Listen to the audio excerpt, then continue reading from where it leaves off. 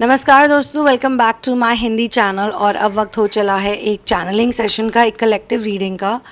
तो आइए जानते हैं कि हमारा थीम क्या है।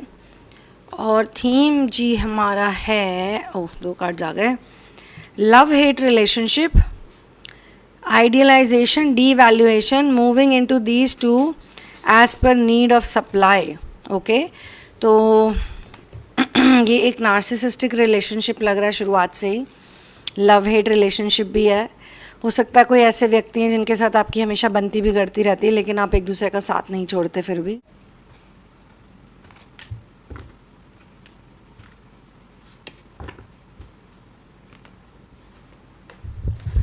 तो दोस्तों, ये एक लव रिलेशनशिप के बारे में ही बात हो रही है। ये कोई और रिलेशनशिप नहीं है, लेकिन यहाँ पे मुझे नार्सिसिज्म बहुत ज़्यादा दिखाई दे रहा है, क्योंकि आइडियलाइजेशन भी है और डीवैल्यूएशन भी है। मतलब जब इनका मन करता है तो ये आपको चने के झाड़ पे 7वें आसमान में, या फिर जैसे कहते हैं ना कि तारीफ़ों के पुल बांध देते हैं, आपको बहुत ज़्यादा इंपॉर्टेंट फील कराते हैं ये व्यक्ति, कराती हैं डिपेंडिंग ऑन योर जेंडर। लेकिन जब कोई ख़ास मतलब नहीं होता तो फिर डीवैल्यूएशन करना शुरू हो जाता है कि तुम ये हो, तुम वो हो, तुम्हारा ये नहीं ठीक, तुम्हारा वो नहीं ठीक, तरह तरह की बातें, गड़े मुर्दे उखाड़ना, पुरानी बातें उठाना। तो ये 2 ही एनर्जीज़ में ये व्यक्ति आते जाते रहते हैं। मान लो इनको आपके साथ इंटीमेसी करनी है तो उस वक्त ये आपको आइडियलाइजेशन वाले मोड पे ले जाएंगे। अगर इनको फिर अब आपका मन भर गया इनका आपसे थोड़ी देर के लिए, या कुछ और जाना है, कहीं और जाना है, कुछ और करना है, तो फिर ये आपको उसी टाइम पे लड़ लेंगे, झगड़ लेंगे जानबूझ के, ताकि 3-4 दिन तक आपसे बात ही ना होए। अब ऐसा मुझे दिखाया जा रहा है यहाँ पे। आई एम नॉट श्योर कौन इससे रेजोनेट कर रहा है। अगर आप रेजोनेट कर रहे हैं तो प्लीज़ मेंशन कीजिए, अदरवाइज़ मैं इसमें देखना चाहती हूँ क्या ये रोमांटिक रिलेशनशिप के अलावा भी है। बिकॉज रोमांस मैंने जब पूछा तो मुझे क्लियरली दिखाई दिया इन्होंने कि हाँ, ये रोमांटिक रिलेशनशिप की बात हो रही है। तो शुरुआत तो यहीं से हुई है। पेज ऑफ वॉन्ड्स की एनर्जी बहुत डिफरेंट है यहाँ पे, क्योंकि ये एक एनर्जेटिक, लाइवली, फियरलेस व्यक्ति हैं जिनका एक कुछ भी कर सकते हैं वैसा एटीट्यूड है। तो ये हो सकता है कि ये आप हैं और आपका ऐसा एटीट्यूड है, एक लाइवली पर्सन, एक यूथफुल पर्सन। यूथफुल का मतलब ज़रूरी नहीं कि आप 20-21 साल के ही हों, आप ऐसे भी हो सकते हैं कि आप में एनर्जी बहुत ज़्यादा है, आप एनर्जेटिक हो। और हम लोग टैरो के वर्ल्ड में और इनर वर्क के वर्ल्ड में ख़ास तौर से हम ऐसा नहीं कहते कि यूथ सिर्फ 16-17 साल की उम्र में आती है। ये बहुत ही स्टूपिड बात है, क्योंकि उस टाइम पे एक्चुअली लोग बच्चे ही होते हैं। बट आजकल के वर्ल्ड में प्रोग्रामिंग ऐसी हो गई है कि 16-17 साल के बच्चे वो चीज़ें कर रहे हैं। 12-13 साल के बच्चे करे तो 16-17 की तो क्या ही बात है। तो वो चीज़ें कर रहे हैं जो शायद कोई वयस्क भी ना करे।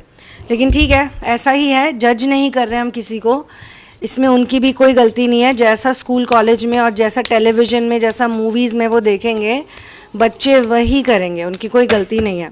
तो असली मैच्योरिटी तो आती ही इनर वर्क के बाद। अगर आप पिछले 4-5 सालों से इनर वर्क कर रहे हैं तो अब जाके आपके अंदर रियल यूथ, रियल एनर्जी और रियल मैच्योरिटी आएगी। उससे पहले तो कुछ पता ही नहीं होता, क्योंकि प्रोग्रामिंग में होते हैं लोग तो कैसे कुछ पता होगा। लिम्बो स्टेट में जाते आते रहते हैं, ज़्यादातर तो लिम्बो में ही होते हैं। तो एक बार ही चेक कर लेते हैं फिर भी। ऑक्यूपेशन मेन मेल,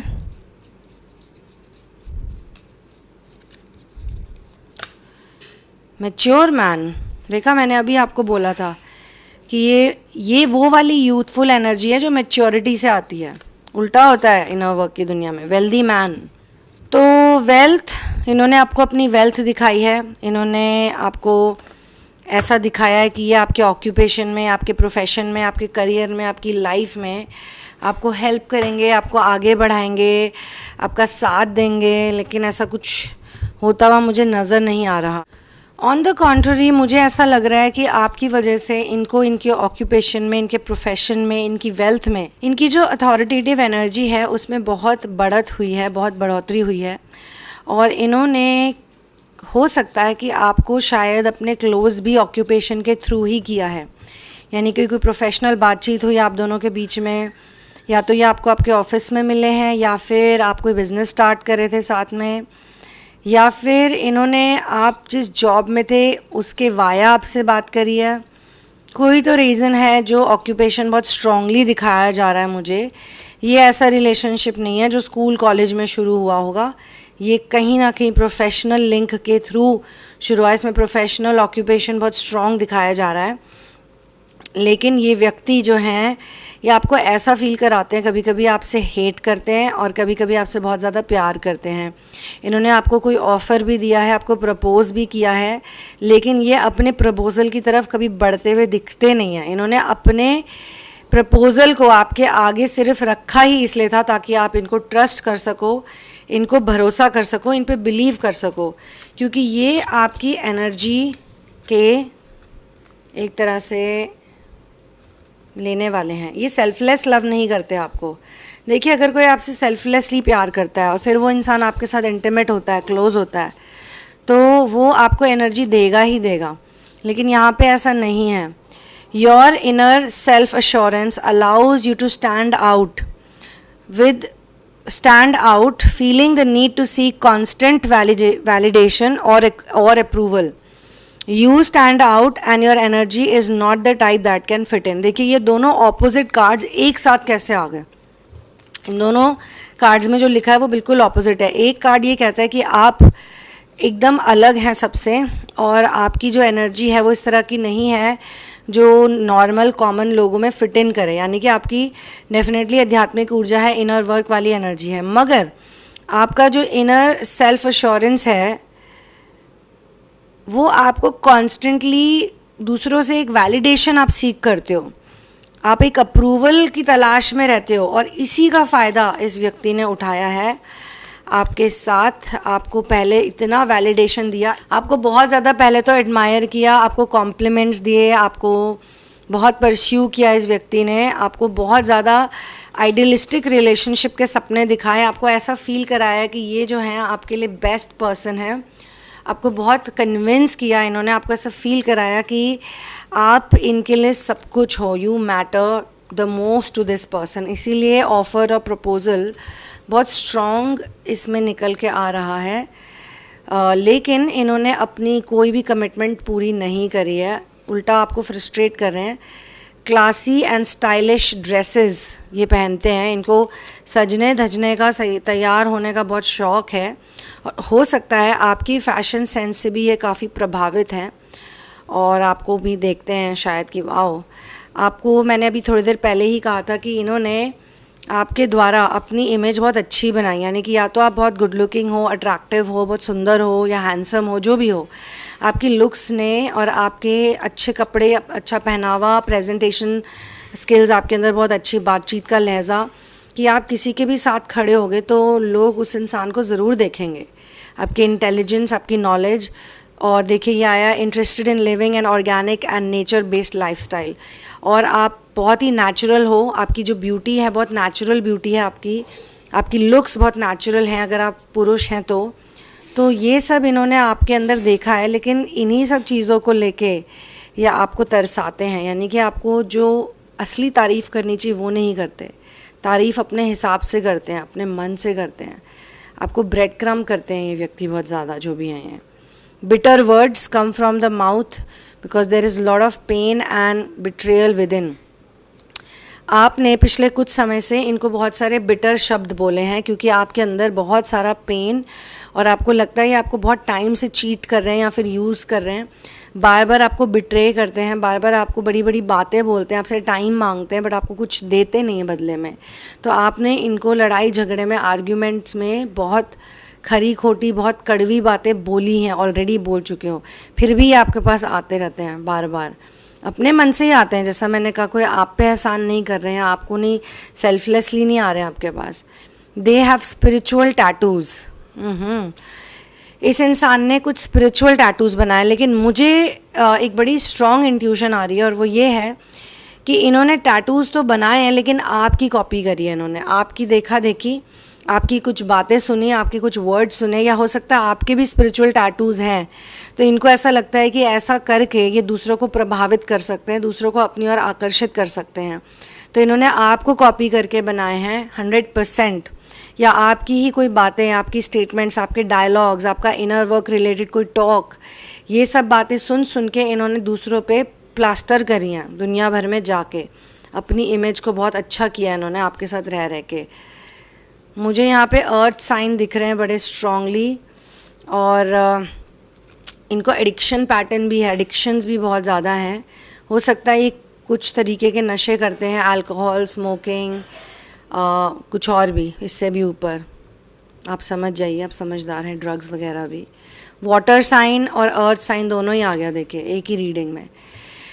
या तो आपका अर्थ साइन है या वाटर साइन है, या तो फिर इनका अर्थ या वाटर साइन है, लेकिन एक ही रीडिंग में ये दोनों साइंस एक साथ नहीं आते हैं यूजुअली, बट आए हैं तो इससे कुछ कनेक्शन है। सनलाइट हील्स यू, इनकी वजह से आप बहुत ज़्यादा डार्कनेस में रहते हैं, अब आपको निकलना पड़ेगा या आप ऑलरेडी निकल चुके हैं। हो सकता है ये कलेक्टिव रीडिंग आपको एक वैलिडेशन के रूप में दी गई हो, या फिर अगर आप इसमें फंसे हुए हैं और आप निकलना चाहते हैं तो उसके रूप में दी गई हो।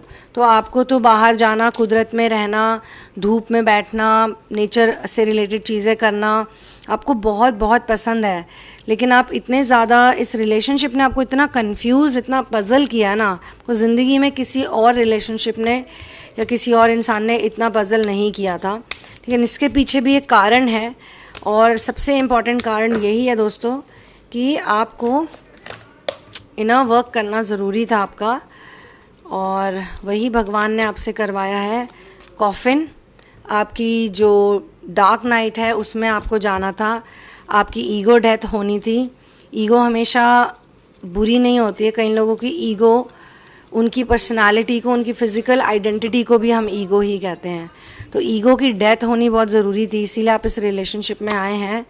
मैरिज, इस रिलेशनशिप की वजह से आप अपनी सही मैरिज में जाएंगे। जो भी, जिससे भी आपकी मैरिज होनी लिखी है, अभी नहीं तो कब, जभी भी, आज नहीं तो कल, कल नहीं तो परसों, परसों नहीं तो तरसों। आप मेरी बात समझ जाइए, आप समझदार हैं, और समझदार को इशारा ही काफ़ी होता है। तो जिससे आपकी असलियत में शादी होने वाली है या होगी भविष्य में, अगर नहीं हुई है तो उस व्यक्ति से मिलने के लिए, उसको अट्रैक्ट करने के लिए, अपनी ज़िंदगी में उसको लाने के लिए भगवान ने आपको इस रिलेशनशिप में डाला था, क्योंकि ये एक रिलेशनशिप नहीं, ये एक कैटलिस्ट रिलेशनशिप है। एक ऐसा रिलेशनशिप जिसने आपको खुद से जोड़ा है। आपकी बहुत सी ऐसी बातें जिनसे आप परिचित ही नहीं थे, वो अब आपको पता चली हैं। गिफ्ट, आगे जाके आपको ऐसा लगेगा कि ये जो सब आपके साथ हुआ है या हो रहा है, ये एक गिफ्ट है। और दूसरा मीनिंग इसका ये भी है कि आपके पास जो गिफ्ट्स हैं, भगवान, क्योंकि मैं वही बातें कर रही थी ना, इस वक्त वही टॉपिक पे थी, तो आपको जो आपके अंदर गिफ्ट्स हैं, उन गिफ्ट्स को रिकग्नाइज करने के लिए, उन गिफ्ट्स को वापस हासिल करने के लिए, उन गिफ्ट्स को संभाल के रखने के लिए, यूज़ करने के लिए, ऐसी चीज़ों के लिए आपको इस रिलेशनशिप में डाला गया है। बिकॉज आपको बार बार इतना डी वैल्यू किया जाता है इस रिलेशनशिप में, या किया जा रहा है या किया जा चुका है, या तो आप, मैंने कहा, निकल चुके हैं, या तो आप ऑलरेडी हैं, बट ये डी वैल्यूएशन बहुत ज़्यादा है इस रिलेशनशिप में। ओ माय गॉड, इतना डी वैल्यूएशन कोई किसी का करे ना, तो या तो उसकी सेल्फ रिस्पेक्ट जाग जाएगी पूरी तरीके से, या तो फिर वो इंसान जो है, एक्चुअली होना तो यही चाहिए, इसके अलावा कुछ और होना नहीं चाहिए। Big fish person. तो दोस्तों मुझे यहाँ पे एक और कार्ड आया है जो कि कहता है कि big fish person to be gained as valuable.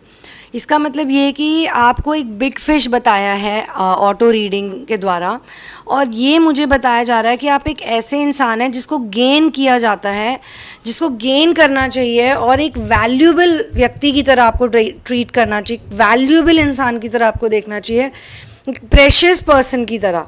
ऐसे नहीं कि जब मन में आया यूज़ किया, जब मन में आया थ्रो कर दिया, फिर दोबारा बुला लिया, फिर दोबारा थ्रो कर दिया। आप इससे बहुत ज़्यादा हो। अगर आप इसे रेजोनेट करते हो तभी आप यहाँ तक अभी सुन रहे हो, वरना तो कब के ऐसे कलेक्टिव रीडिंग से जा चुके होते।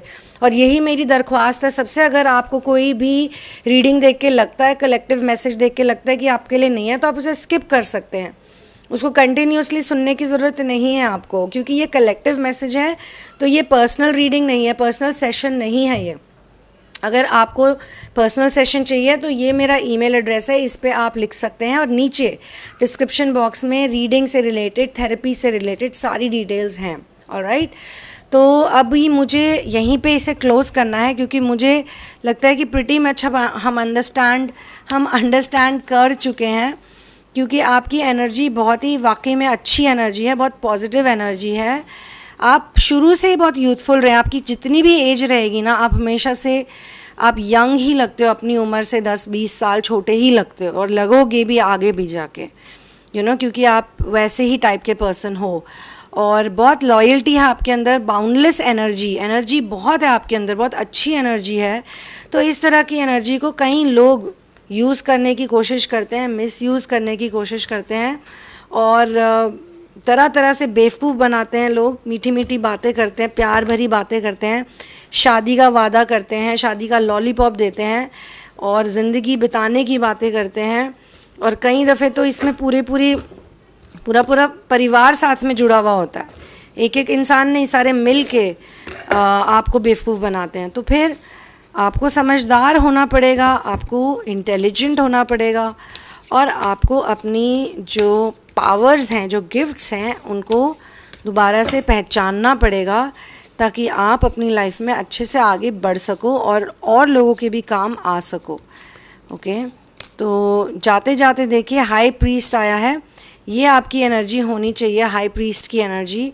हाई प्रीस्ट बहुत पावरफुल होता है, उनकी बहुत स्ट्रॉन्ग इंटेंशन होती है, उनका सोलर प्लेक्सस बहुत हील्ड होता है, क्योंकि जिस इंसान का सोलर प्लेक्सस हील्ड होता है वही अपनी इंटेंशंस को मैनिफेस्टेशंस में कन्वर्ट कर सकते हैं बहुत आसानी से।